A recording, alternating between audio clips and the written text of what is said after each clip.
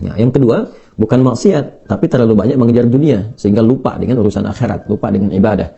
Ya, dia bekerja formal, benar, dia nggak menyalahi aturan, dia nggak korupsi, tapi dia berangkat dari gelap, pulang gelap lagi, menempuh perjalanan, kerja lagi, kena kemacetan. Nah, itu potensial akumulasi ini menimbulkan kepenatan, kegelisahan, capek, lelah, sehingga muncul pencarian-pencarian. Nah, itulah dunia. Itulah dunia.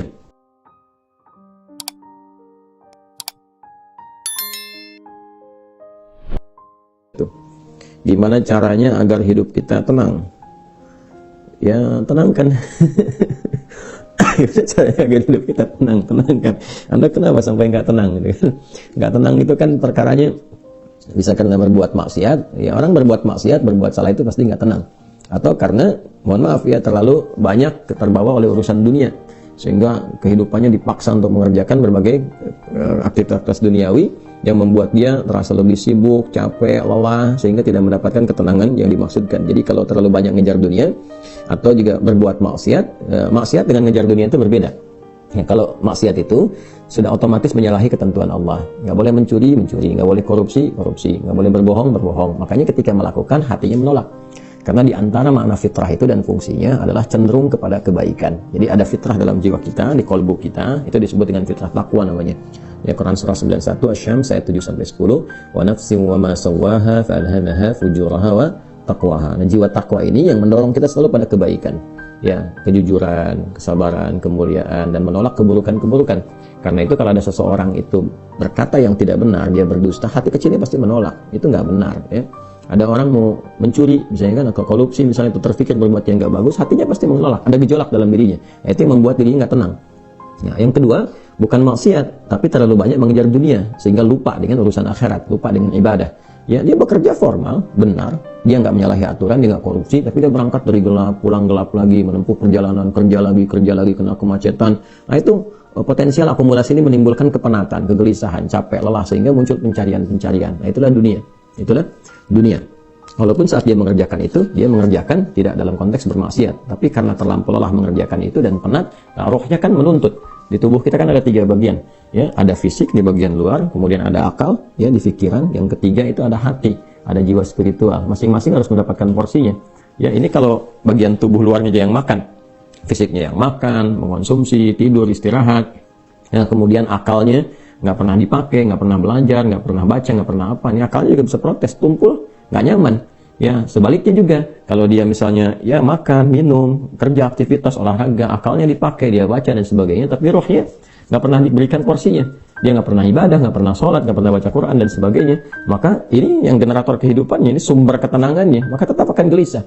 Karena itu ditemukan betapa orang pintar, ya kan, kerja keras dan sebagainya, tapi ya rohnya nggak terisi, banyak yang bunuh diri. Ya, di Jepang terjadi, gitu kan.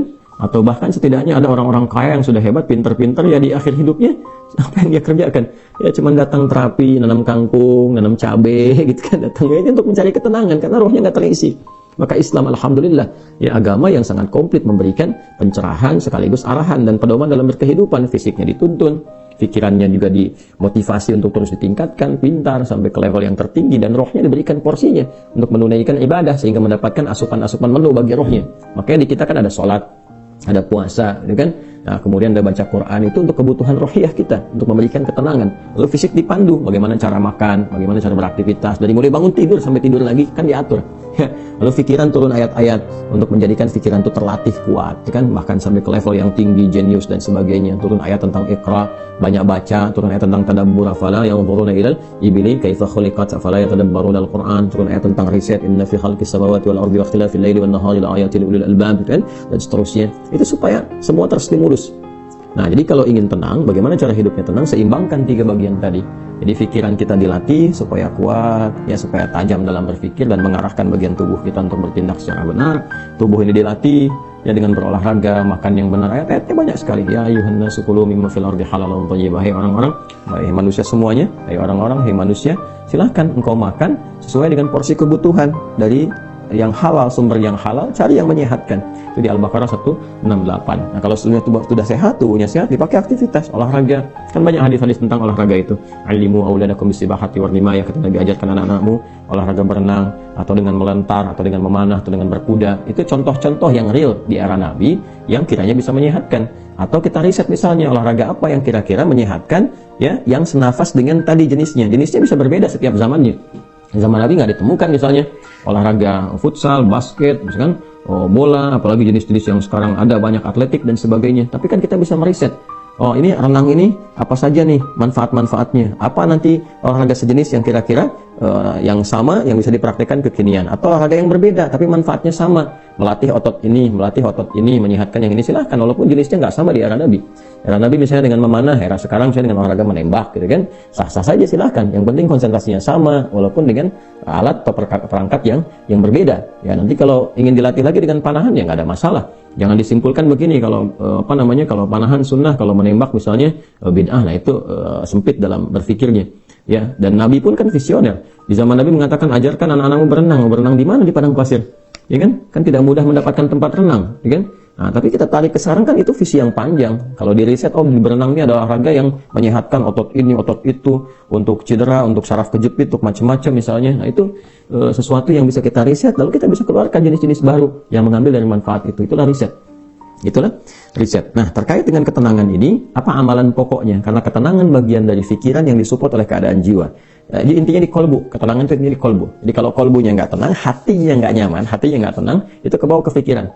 Makanya orang-orang kena penyakit hati, sekalipun dia sehat tubuhnya, ya jenius otaknya, tapi kena penyakit hati. Dia kena penyakit iri, ya iri kan iri hati. Saya belum pernah dengar iri akal, iri pikiran, ya, atau iri mata, ya iri kaki, iri tangan, nggak ada. Yang ada iri hati. Ya dengki misalnya, ria, itu penyakit hati semua. Makanya orang dengki, orang hasud itu pasti hidupnya nggak tenang. Ya orang berilmu, tapi dia kena penyakit hati, iri kepada orang berilmu yang lain, itu nggak tenang hidupnya. Ya kan? Orang kaya, tapi dia pendengki. Kaya terhadap dirinya sendiri, ya, dan dia dengki dengan kekayaan orang lain, itu gak akan tenang. Dia terus pikirin bagaimana melampaui orang itu, bagaimana supaya dia celaka dan sebagainya. Itu yang sangat berbahaya. Maka untuk menenangkan diri itu, amalan-amalannya tidak ada yang lain kecuali meningkatkan ibadah, meningkatkan amal soleh, meningkatkan ketaatan. Semua jenis amal soleh itu di Quran disebut dengan zikir. Disebut dengan apa? Zikir. Salat misalnya namanya zikir di Quran. Disebutkan dengan zikir. Quran surah ke-20 Thaha di ayat ke-14. Innani anallahu la ilaha illa ana fa'budni wa aqimis salata lidzikri. Saya adalah Allah, kata Allah, tidak ada Tuhan yang layak dipertuhankan dan disembah kecuali saya. Ya, kemudian kata Allah, fa'budni, maka setelah engkau bertuhan kepada saya, kata Allah, sembahlah saya. Nah, ini kalimat yang paling jelas sekali, nggak ada ambigu, terang, menyebabkan kita memahami bahwa ini kebenaran risalah Islam dari aspek ketuhanan. Ya, silakan kita komparasikan. Ya, saya sejauh ini saya mengkomparasikan, melihat, membandingkan, saya tidak menemukan kecuali di Islam yang di dalam kitab suci mengatakan langsung Tuhannya langsung ya, yang berkata saya Allah, kata Allah itu kan, ya tidak ada Tuhan selain saya. Itu tegas sekali. Ya, menyebutkan saya Allah, nggak ada Tuhan selain saya, sembah saya. Dan biasanya kalau ada kalimat atau informasi yang pede jelas disampaikan, itu menunjukkan kekuatan dan kebenaran. Kekuatan dan kebenaran, karena Allah dengan sendirinya, dia kan meyakinkan ya kita semua dengan menegaskan sifatnya tegas, dan karena memang ketuhanan itu hanya dimiliki oleh Tuhan yang benar. Nah, karena Tuhan yang benar itu mengatakan sayalah Tuhan, dengan pede mengatakan sayalah Allah, ya nggak ada Tuhan selain saya. Nggak mungkin ada klaim demikian kecuali dari yang memang benar, yang memang pede mengatakan itu ya karena benar, karena hak di situ. Ya, dan kemudian fa'bud, disembahlah saya. Ya, sembahlah saya. Dan kemudian dijelaskan menyembahnya bagaimana. Itulah indahnya dalam Islam. Tauhidnya diatur ya tentang Tuhannya. Dan kalau Anda misalnya gini, saya logikakan sederhana ya. Orang-orang kan kalau nggak pakar, nggak punya kemampuan atau nggak sesuai dengan kualifikasinya, nggak mungkin mengatakan itu kan. Ya, ada orang mengatakan misalnya saya adalah pesilat, mana yang mau kok bertarung misalnya kan, atau beruji tanding dengan saya. Kalau dia bukan pesilat, nggak mungkin dia bisa mengatakan itu. Ternyata dia bukan pesilat misalnya kan, dia cuma pesilat lidah gitu kan, bukan pesilat tangguh, dan nggak mungkin dia pede mengatakan demikian. Ya, saya lah ahli kungfu misalnya kan, silahkan. Ada yang ingin tanding mengetes di kungfu. Kalau dia bukan ahli kungfu, nggak mungkin mengatakan demikian. Nah, ini Allah mengatakan dengan jelas, sayalah Allah, nggak ada Tuhan selain saya. Sembah saya. Nah, bisa nggak ditemukan misalnya dimanapun tuh, termasuk di kitab-kitab yang disucikan. Temukan, ada nggak Tuhan yang mengatakan sayalah Tuhan, ya kan? Disebut namanya, sembah saya. Kalimat itu temukan. Ya, di Quran jelas. Kemudian fa'bud, disembah saya, wa aqimis shalah, dan tunaikan salat. Cara menyembah saya itu dengan menunaikan salat. Dan diatur. Ini indahnya dalam Islam tuh. Ya. Kemudian ditegaskan saya Allah, saya Tuhan. Kemudian nggak ada Tuhan selain saya, kata Allah. Kemudian sembah saya. Cara menyembahnya pun diatur. Namanya salat. Cara mengerjakannya begini. Ya, lalu ditunjuk, diutuslah Nabi Muhammad SAW untuk mengajarkan dari awal sampai akhir, dari gerakan sampai bacaan, dari mulai hukumnya diajarkan. ya dari cara menghadap ke arah mana, kemudian bagaimana caranya, ya dari mulai berwudunya bahkan sampai dengan selesainya. Ya ini menunjukkan bahwa risalah agama ini benar. Nggak mungkin kan diada-adakan demikian. Gimana cara bisa merekayasa seperti itu terjadi? Nggak mungkin. Ya ini dari awal sampai akhir dan nggak ada kreativitas di situ. Nggak ada kreativitas dan semua sama. Ya orang Arab demikian, yang bukan Arab demikian. Ya jadi nggak ada ceritanya misalnya di Arab pakai bahasa Arab, di Indonesia pakai bahasa Indonesia. Ya di Indonesia, di Sumatera pakai bahasa Sumatera misalnya, di Jawa pakai bahasa Jawa. Tidak. Ya Quran mau dimanapun pakai bahasa Arab, sholat dengan cara yang sama, menghadap ke tempat yang sama. Tapi terkait dengan pertanyaan ini, teruskan ayatnya, wa aqimis sholata lidzikri, tunaikan sholat kepadaku, kan sebagai zikir. Jadi sholat itu disebut dengan zikir. Berdoa juga zikir. Ya, doa juga zikir. Quran surah ke-7 ayat 205. Wadhkur rabbaka fi nafsika tadarruan wa khifatan wa dunal jahri minal qaul, dan berzikirlah, berdoalah maksudnya. Zikir ini doa. Ya, berdoalah, mohon dengan sepenuh jiwamu, dengan ketenangan, dengan mintakan kepada Allah dengan penuh ketenangan. Dan mohon dengan kekhusyuan, mohon dengan penuh harap supaya dikabulkan. Nah, silakan cek, bukankah saat berdoa itu ada ketenangan? Anda punya masalah, alih-alih Anda curhat di media sosial, gitu kan? Nah, kemudian Anda arahkan untuk berdoa dengan cara yang benar. Anda ke kiblat, wudu, minta dengan khusyuk. Bukankah saat berdoa tenang? Ya kan? Bukankah saat sholat itu Anda lebih tenang? Ya kan? Bukankah saat Anda baca Quran lebih tenang? Nah, baca Quran itu disebut dengan zikir, karena Qurannya disebut zikir. Quran surah ke-15 ayat 9. Inna nahnu nazzalna dzikra wa inna lahu lahafidhun. Kami telah turunkan Al-Quran sebagai zikir. Nah, Anda itu kalau baca Quran kan lebih tenang. Apalagi kadang terjadi begini, sedang punya masalah, terus kita buka mushaf random, acak tuh dibuka begini, tiba-tiba ayatnya sesuai dengan masalah kita gitu. Nah, baru baca aja udah tenang keadaan jiwanya. Ya, udah menyebut nama Allah baru bismillahirrahmanirrahim, sudah tenang.